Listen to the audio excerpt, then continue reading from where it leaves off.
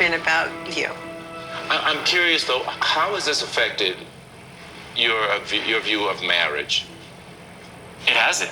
My response and my feelings about this experience is specific to me, not to my ideas of marriage as a whole. Wow. That is how you need to think in order to have a successful relationship. You know your worth, you know your value, and you deserve someone who appreciates that as well. Well, thank you. You're very welcome. So, Michael, there has been some talk about whether we could find in the very large pool of people that we didn't look at closely enough, if we could find someone we thought was worthy, would you be willing to take another chance while we're still in Denver? I don't know if there is such a person, but if there were, would you want to face that moment again?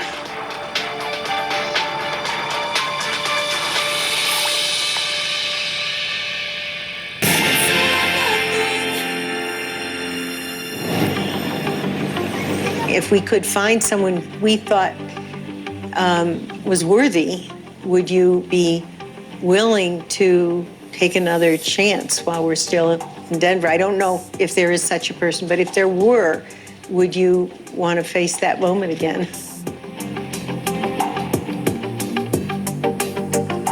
You know, you emotionally and mentally kind of tune yourself for this. And I discovered things about myself that I didn't realize in the moment. Like, I knew I was ready for marriage, but I didn't know I was that ready. So to answer your question, I would 100% do this again. And you're going to make someone extremely happy.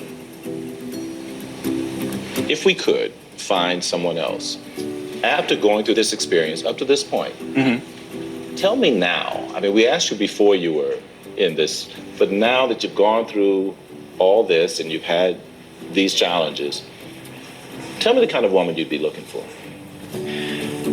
I mean, of course, I would, love an intelligent woman, someone that, is very witty and quick and is very invested in themselves. And I think maybe what I didn't articulate as well is how much I appreciate, like, silliness, too. I know it doesn't come out here as much, but I'm a pretty silly person.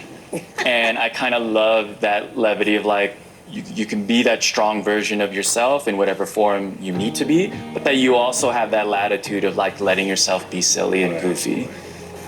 But I would also reiterate that sweetness. Like, yeah, you might be a hard ass at work, but there's that sweet nature that really you foster inside of you.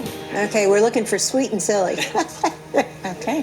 One thing that we're sure of, and I think we all can agree, is that we are completely, absolutely, unequivocally convinced that we chose the right husband.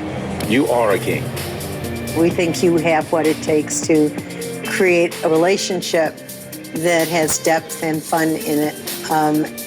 I really hope we could find the right person for you. We're going to put our nose to the grindstone to see what we can do. Well, thank you. That means a lot. All right, to the future. To the future. To the future. You only got one life, I'm not wasting it now.